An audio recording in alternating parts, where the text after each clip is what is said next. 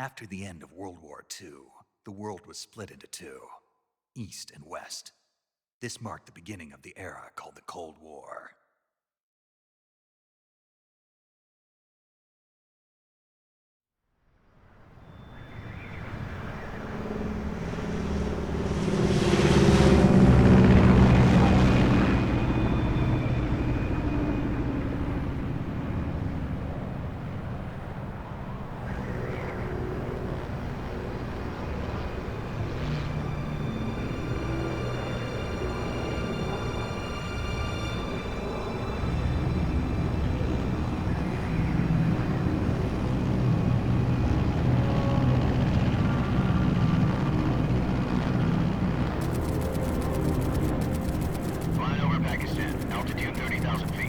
Approaching Soviet airspace. 20 minutes to drop off. Commencing internal depressurization. Equipment check. Arm main parachute. All right. You ready to go? Drop zone still showing a high pressure mass. Cav okay. Good. We've got high visibility.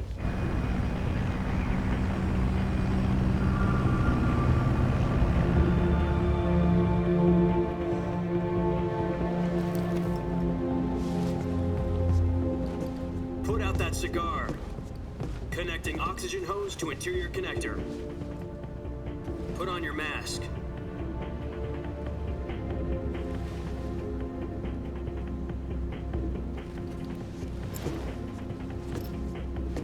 Does this panty waste know what he's doing? Approaching release point. 10 minutes to drop off. Hey, are you deaf? He said put out the cigar and put on your mask.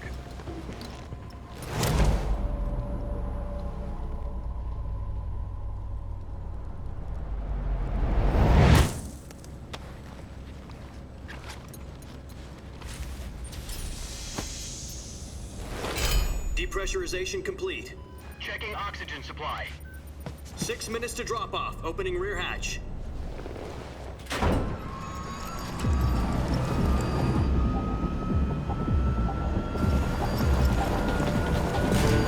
Sunrise.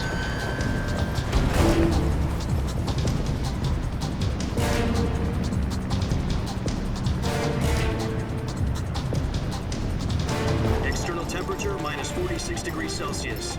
2 minutes to drop off. Stand up. You'll be falling at 130 miles per hour. Try not to get frostbite from the wind chill. 1 minute to drop off. Move to the rear. Activate the oil bottle. This is one for the history books. The world's first halo jump. 10 seconds to drop off. Stand by. Status okay. All green. Prepare for drop-off. Countdown. 5, 4, 3, 2, 1. Spread your wings And fly. God be with you.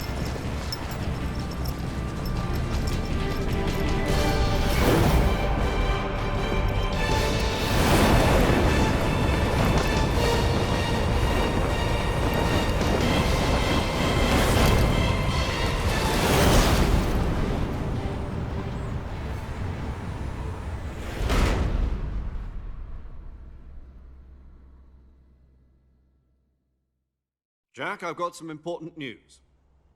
The head of the CIA has finally given us the green light for the Virtuous Mission. Virtual Mission? No, the Virtuous Mission.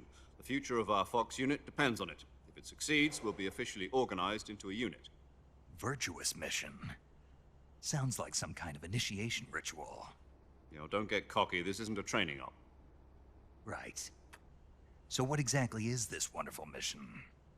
Well, about 2 years ago, A certain Soviet scientist requested asylum in the West through one of our moles. His name is Nikolai Sokolov. He's head of the OKB 754 Design Bureau, one of the Soviets' top-secret weapon research facilities, and the East's foremost expert on weapons development. Sokolov, isn't he that famous rocket scientist? The very same. On April the 12th, 1961, the Soviets achieved the first manned spaceflight in history. The Earth was blue, but there was no God. Well spoken. The rocket that carried Yuri Gagarin into orbit was the A-1, known as the Vostok rocket. Sokolov is said to be the man most responsible for the multi-engine cluster used in that rocket. After Gagarin's flight, Sokolov left rocket development to become the head of the newly established Design Bureau. From a lowly technician to head of a design bureau, that's quite a success story, so why do you want to defect? It seems he'd become afraid of his own creations. Afraid? Call it a crisis of conscience. And for that, he left his country and his family behind and went over the fence? Not exactly. One of his conditions was that his family was also to be taken safely to the West. We used a mole to get the family out first and succeeded in sneaking Sokolov over the Berlin Wall shortly afterwards. I was the one who conducted the operation. The security on the eastern side was still full of holes back then. Then what? We got Sokolov over in one piece, but the whole ordeal had left him exhausted, and we checked him into a hospital in West Berlin. It took him 2 weeks and more than 600 miles to get from the research facility in the Soviet Union to Berlin. He was in no condition to say anything coherent. And it was only a week later that we had something much bigger on our hands. The Cuban Missile Crisis. October the 16th, 1962, President Kennedy received word that the Soviets were in the process of deploying intermediate-range ballistic missiles in Cuba. The President demanded that the Soviets dismantle and remove the missiles. At the same time, he announced a naval blockade to prevent further missile shipments from reaching Cuba. But the Soviets didn't back down, instead placing their armed forces on secondary alert. Soviet transport ships carrying missiles continued on course towards Cuba. US and Soviet forces went on alert for an all-out nuclear war. Frantic negotiations were conducted through the UN's Emergency Security Council and unofficial channels to end the hair-trigger standoff. Finally, on October the 28th, the Soviet Union agreed to remove its missiles from Cuba, and so the world avoided a nuclear holocaust. But in order to get the Soviets to pull their missiles out, we had to make a deal. You mean the one where the US agreed to remove its IRBMs from Turkey? No. The Jupiter IRBMs deployed in Turkey were obsolete, and we were going to get rid of them anyway. They had no strategic value whatsoever to either the US or the Russians. The Turkey deal was a ruse, a cover story that was fed to the other intelligence agencies around the world. So what did the Russians really want? Sokolov. They wanted us to return Sokolov. You mean the Soviets pulled out of Cuba just to get their hands on Sokolov? That's right. What the hell was he working on? At the time, we had no idea. We were running out of time. It was either give up Sokolov or risk full-scale nuclear war. In the end, we had no choice. President Kennedy gave in to Khrushchev's demand. The next day, I got Sokolov out of the hospital, handing him over to agents on the eastern side. Sokolov kept on screaming, "Save me," until he disappeared from my sight. Then a month ago, we received some new information from one of our moles. About Sokolov? Yes. He was taken back to the research facility and forced to continue working on the weapon in question under KGB supervision.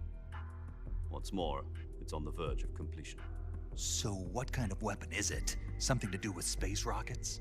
No, missiles. Same technology. I guess you're right. We don't know the details, but it appears to be a new kind of nuclear device. For half a year now, the Soviets have been conducting frequent nuclear tests at Semipalatinsk. Something to do with the weapon, I assume.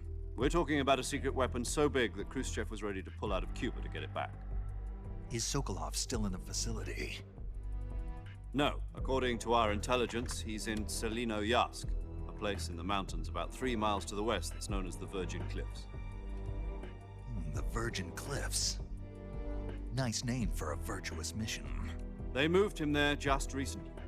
Why? Apparently, they're conducting a field test of the weapon, but it's our best chance to get him back. This mission would never have been possible if he was still in the research facility. This is our last chance. Sokolov must have known that too when he contacted us.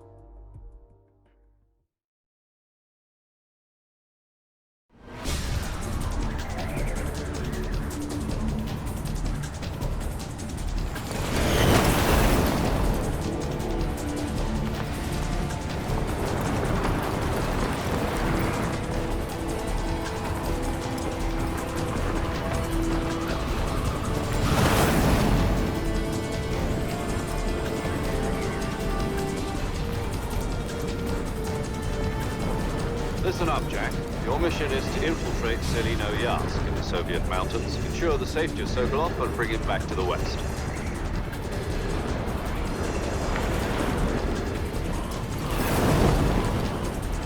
If we don't get Sokolov back before that weapon is complete, we'll be facing a major crisis. The clock is ticking.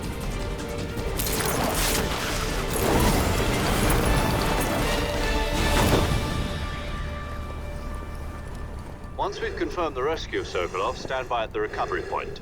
A recovery balloon will be dropped at that point. Helium will be pumped into the balloon to inflate it. The process takes about 20 minutes. Once it's complete, the gunship's arm will latch onto the balloon and pull it up. The Fulton surface-to-air recovery system. I'm familiar with the theory. Take it easy. It's been combat-proven. Do you think Sokolov is up to it? The shock will be less than during a parachute jump, and the arm can handle up to 500 pounds. So you're planning on going over the border in a single combat Talon? She's equipped with 2 6-barrel 20mm Vulcan cannons, as well as 2 40mm machine guns. Sounds like she could hold her own against a battalion of tanks. Even with the fuel in the reserve tank, we're facing a 4-hour time limit. If all goes well, it shouldn't take more than a few hours. Home in time for dinner.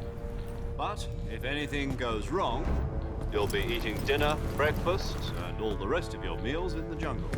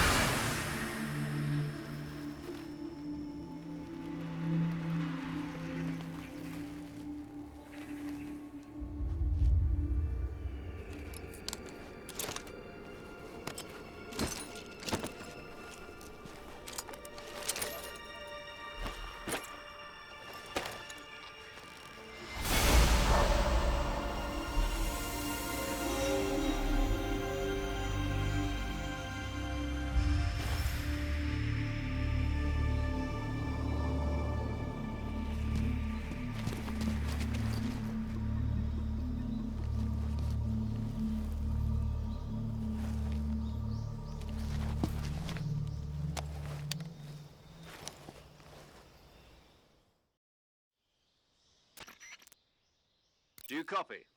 You're already in enemy territory, and somebody might be listening in. From here on out, we'll be using code names to refer to each other. Your code name for this mission will be Naked Snake. I'll be referring to you as Snake from now on. You're not to mention your real name. Snake? Oh, you don't like snakes? What do you mean? Well, you've eaten one before, haven't you? In survival training. I'm glad to hear that. I don't know if I'd ever order one in a restaurant, but... Be careful, you might not have a choice. What about you, Major? What should I call you? Let's see. I'll be Tom. Call me Major Tom. This will be a sneaking mission.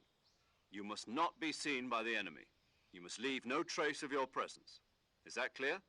This kind of infiltration is the Fox unit's speciality. In other words, weapons and equipment are procured on site. That goes for food as well. You're completely naked, just as your name implies. Great. Now I see why you asked me if I like snakes. I suppose calling me Snake was your idea of a joke, too. No, there's a good reason for that. I'll tell you later when the time is right. Gotcha. Getting back to the subject, how exactly am I supposed to feed myself? You've been issued a knife and a tranquilizer gun. Use them to hunt for food. You'll also find some medical supplies in your backpack. Yeah, about the backpack. I lost it in a tree on the way down. I see. Well, you'd better go back and get it then. You know where it is? No problem. I can see it from here. It's stuck on a branch. To climb a tree, stand in front of a tree that's covered in ivy and press the action button. I'll be monitoring your progress over the radio. We can't risk violating Soviet airspace, but I'll be in the gunship. My frequency is 140.85. I'll give you a call if I need to talk to you. If you need to talk to me, use the send function. Okay, Snake, go get your backpack.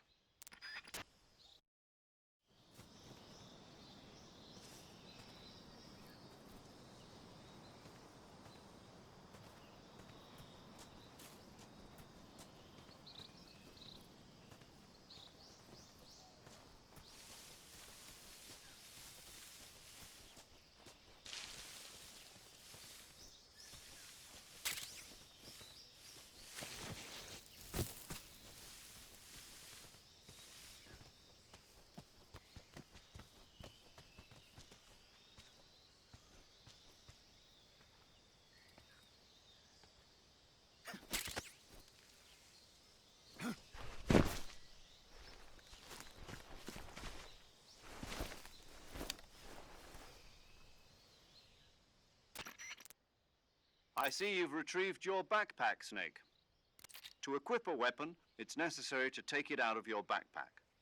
In the survival viewer, choose Weapon from the backpack. Your available weapons will be displayed in a list on the screen.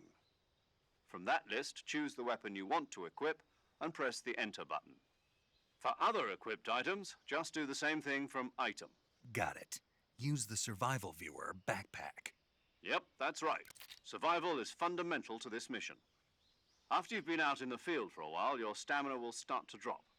If your stamina gets too low, it'll affect your performance. You won't be able to shoot accurately, for example, and your wounds won't heal as smoothly.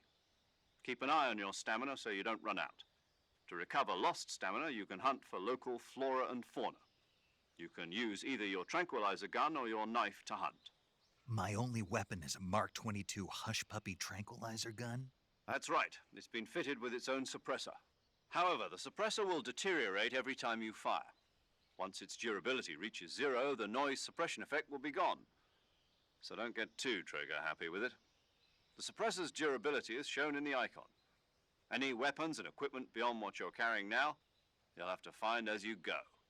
I have to find my own weapons and equipment? Whose crazy idea was this anyway? Solo covert actions are standard Fox operating procedure. You can't leave any traces of your presence. No weapons, equipment, footprints, sweat, or bodily wastes. The same goes for bullets and cartridges, too.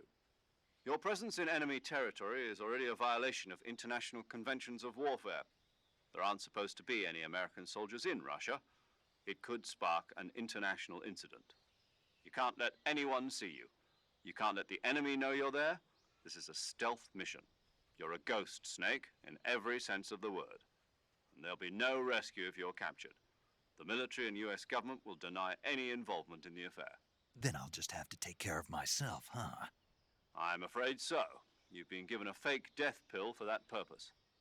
SIS guidelines stipulate that soldiers on covert ops like this one be issued a potassium cyanide capsule. Tape it to your body so you can take it when you need to. How generous of you. Use it if you're taken prisoner by the enemy. It'll send you into a state of false death for a short time. Fooling them into thinking that I'm really dead. So how do I come back to life? Just take the revival pill. You mean that thing they put in my tooth before the mission? That's the one. But be careful. If you remain in a state of false death for too long, nothing will be able to bring you back. Remember that. I'll keep it in mind. You said this was a solo mission, right? Right. I guess that means I can't count on any reinforcements. Correct. The mission rests entirely in your hands. A real one-man army. Relax. There's a support team ready to back you up over the radio. Who? I'll introduce them to you. This time, survival is of utmost importance. The first member of the support team will be in charge of monitoring your physical condition, acting as a medic, so to speak, as well as recording your mission data. She's a member of Fox as well, and she's here on the gunship with me. She? Hello, Snake. I'm paramedic. Nice to meet you. Paramedic. As in a medic who comes in by parachute. Aren't you going to tell me your real name? Are you going to tell me yours, Mr. Snake? My name, huh? It's John Doe. And they call you Jack for short. You're a regular Captain Nemo. A name means nothing on the battlefield. After a week, no one has a name. What's your name? Jane Doe. Very funny. I wasn't joking, but I'll tell you my name only if you manage to make it back alive. My frequency is 145.73. She's also in charge of recording your mission data. Whenever you want to save, send a message over the reserved save frequency, 140.96. So saving lets me record my mission data. That's right. It also records the state of your health. Good to know. There's one more person I want to introduce you to, Snake. Huh? Speaking of snakes, you remember the boss, don't you? A legendary soldier and your mentor. Actually, it was the boss that got the DCI's authorization in the first place. She's going to be serving as Fox's mission advisor. The boss is? She also helped me plan this mission. She and I were at SAS together. Jack, is that you? How many years has it been? Boss? That's right. It's me. Oh. Talk to me. Let me hear your voice. It's been 5 years, 72 days, and 18 hours. You've lost weight. You can tell just by the sound of my voice. Of course I can. I know all about you. Really? Well, I don't know anything about you. What's that supposed to mean? Why'd you disappear on me all of a sudden? I was on a top-secret mission. You didn't need me anymore. But there were still so many things I wanted you to teach me. No, I taught you everything you needed to know about fighting techniques. I taught you all I could. The rest you needed to learn on your own. Techniques, sure. But what about how to think like a soldier? How to think like a soldier? I can't teach you that. A soldier needs to be strong in spirit, body, and technique. And the only thing you can learn from someone else is technique. In fact, technique doesn't even matter. What's most important is spirit. Spirit and body are like two sides of a single coin. They're the same thing. I can't teach you how to think. You'll just have to figure it out for yourself. Listen to me, Jack. Just because soldiers are on the same side right now doesn't mean they always will be. Having personal feelings about your comrades is one of the worst sins you can commit. Politics determine who you face on the battlefield. And politics are a living thing. They change along with the times. Yesterday's good might be tomorrow's evil. Is that why you abandoned me? No, it had nothing to do with you. I already told you, Jack. I was on a top-secret mission. A soldier has to follow whatever orders he's given. It's not his place to question why. But you're looking for a reason to fight. You're a natural-born fighter, but you're not quite a soldier. A soldier is a political tool, nothing more. That's doubly true if he's a career soldier. Right and wrong have no place in his mission. He has no enemies and no friends. Only the mission. You follow the orders you're given. That's what being a soldier is. I do whatever I have to get the job done. I don't think about politics. That's not the same thing. Sooner or later, your conscience is going to bother you. In the end, you have to choose whether you're going to live as a soldier or just another man with a gun. There's a saying in the Orient, loyalty to the end. Do you know what it means? Being patriotic. It means devoting yourself to your country. I follow the president and the top brass. I'm ready to die for them if necessary. The president and the top brass won't be there forever. Once their terms are up, others will take their place. I follow the will of the leader, no matter who's in charge. People aren't the ones who dictate the missions. Then who does? The times. People's values change over time, and so do the leaders of a country. So there's no such thing as an enemy in absolute terms. The enemies we fight are only enemies in relative terms, constantly changing with the times. As long as we have loyalty to the end, there's no point in believing in anything, even in those we love.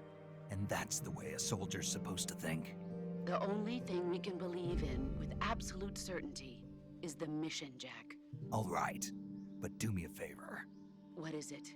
Call me Snake. Snake. Oh, right. Your codename is Snake. It suits you well. That's right. The legendary unit that the boss put together during World War II was a snake. The Cobra unit, a group of heroes that brought the war to an end and saved the world. As long as you've got a legendary hero backing you up, you'll be fine. Isn't that right, Snake? Yeah, I can't think of anyone else I'd rather have with me. Oh, and one more thing, boss. Yes? It's good to hear your voice again. Same here. After all, who knows if either of us will make it out alive? Snake, you are always best at urban warfare and infiltrating buildings. But this is the jungle. Survival is going to be key. Those CQC techniques I taught you are sure to come in handy. CQC? Close quarters combat, huh? I've been in the Green Berets for the past few years. I'm probably pretty rusty. Not to worry. I'll be here to help you remember. After all, this is your first actual survival mission. I'll be supporting you over the radio. Where are you, boss? Next to the Major? The boss is communicating with us by radio from aboard a Permit-class submarine in the Arctic Ocean. My frequency is 141.80. Call me if you need my advice on battle techniques. Gotcha. Your mission is to retrieve Dr. Sokolov. Dr. Sokolov is being held in an abandoned factory located to the north of your current position. Avoid heavy combat and don't let anyone see you. Don't forget that this is a stealth mission. Snake, try to remember some of the basics of CQC.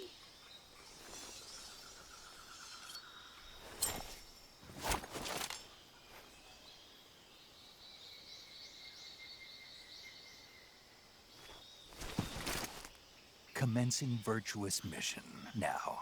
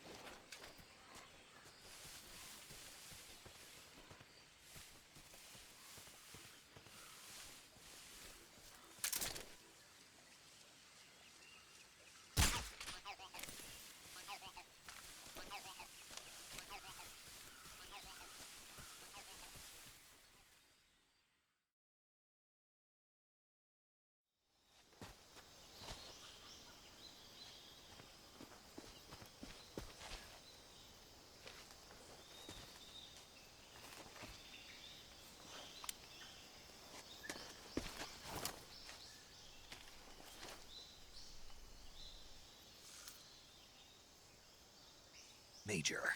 I've spotted 2 enemy soldiers. They're probably KGB troops sent to guard Sokolov. AK-47s and grenades.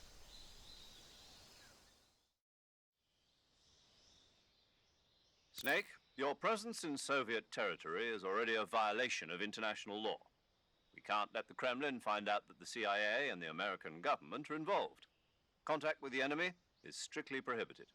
Don't engage them in battle either. This is a stealth mission. Got that? The Major is right. The point of this mission is to sneak through the jungle without being seen. The success of the mission depends on how well you use your camouflage. Change your camouflage by selecting Camouflage from the Survival Viewer. The Uniform option lets you pick your uniform, while the Face option lets you change your face paint. Choosing camouflage that blends in with your surroundings will help you conceal yourself more effectively.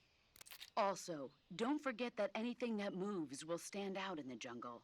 If you just stand up and run around like an idiot, you're bound to be spotted. But if you crawl instead, you should be able to sneak by without being noticed.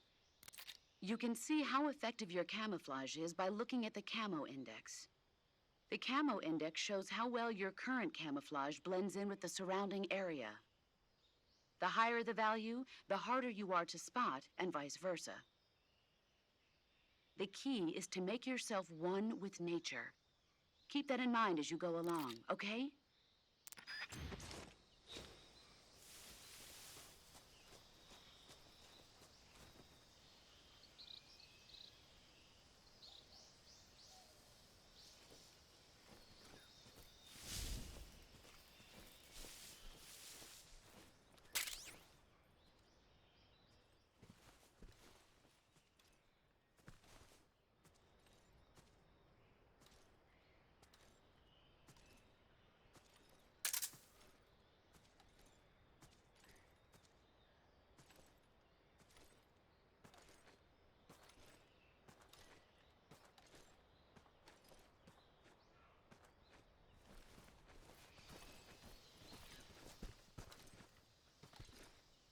Freeze.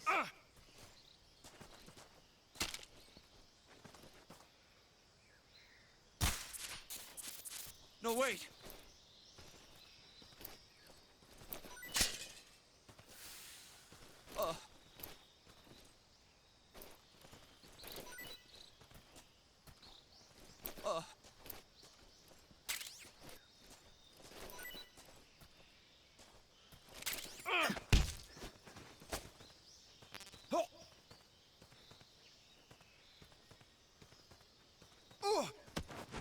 Freeze.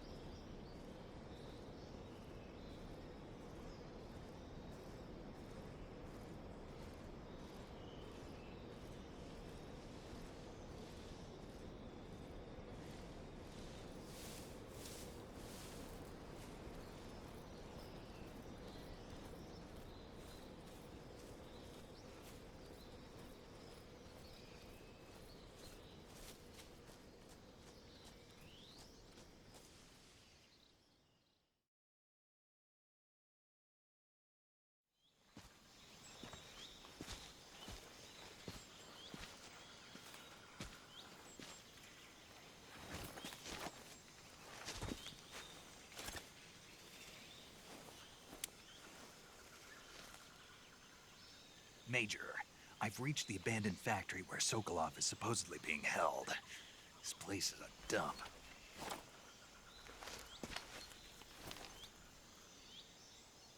I can't see Sokolov from here. The security is pretty tight.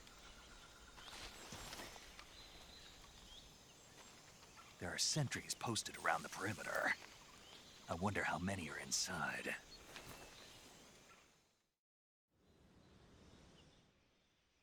Your objective, Sokolov, is inside the factory. They should be holding him in a room in the northeast section. Northeast section. Got it. Be careful. Your mission is to bring Sokolov back alive. He must not be exposed to any kind of danger. Do not approach Sokolov while in the alert phase. Right. Oh, and one more thing, Snake. You mean there's more? No, it's just that when you get to Sokolov, I want you to tell him something from me. And that is? Sorry for being so late. Is that all? Yes. Understood. Beginning my approach to the target. I see you've captured a giant anaconda. The giant anaconda is believed to be the largest snake in the world in terms of weight and diameter. It's not poisonous, but its large size makes it extremely powerful. They say it even eats crocodiles. Its only natural predator is man. And snake. And snake. Got it. So how does it taste? I knew you were going to ask me that. Glad I didn't disappoint you. So? Well, the guide says it tastes all right. Good. I'll have to try some. Ugh. Hey, Snake, you ever heard of Godzilla, King of Monsters? No, what is it? It's a movie. You haven't seen it? Nope. It's about this monster called Godzilla, who grows to an enormous size in a nuclear test and goes on a rampage in Tokyo. Nuclear test, huh? Then the Marshall Islands must be crawling with giant monsters right about now. It's just make-believe. Maybe that's why my pants have been so tight lately. Snake, it's a movie, not a report out of Los Alamos. I know. So then what happened? Godzilla is immune to all weapons, and humanity has no way to stop the monster. Dr. Shirazawa develops a new type of weapon, but meanwhile Godzilla is getting closer and closer to Tokyo, obliterating everything in his path. It was originally a Japanese movie, but they made an American version too. I recommend seeing the original Japanese one if you ever get the chance.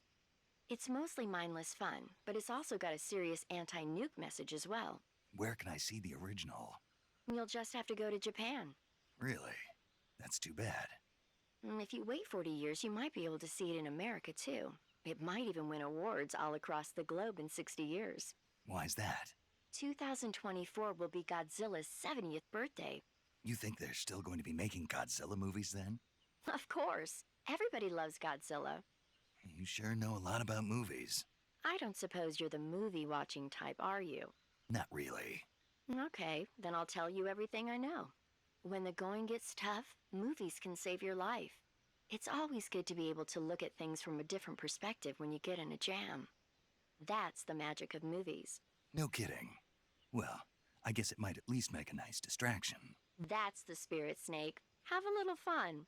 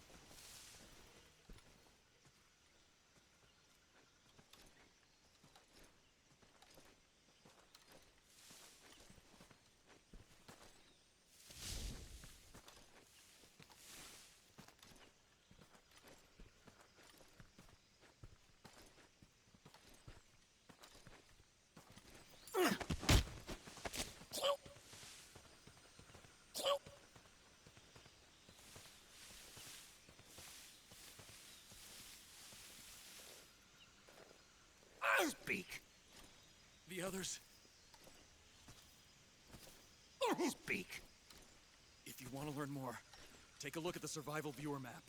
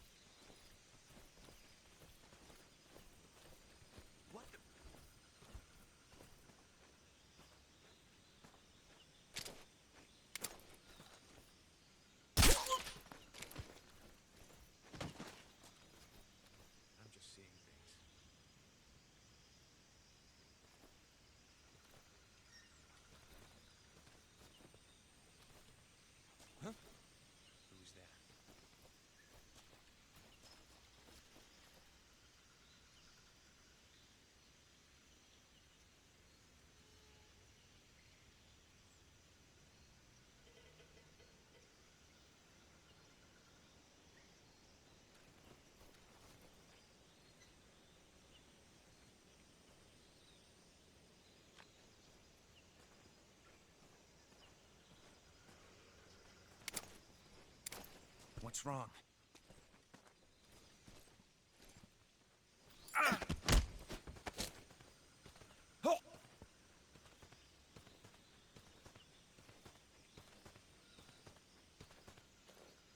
Speak. Throw something at the northeast window. Speak. Let go of me.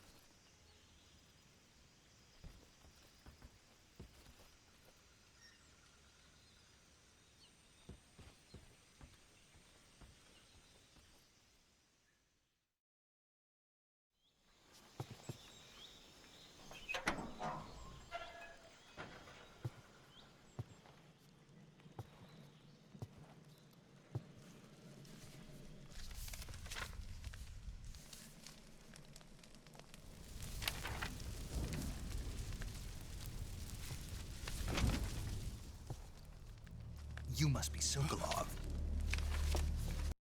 PlayStation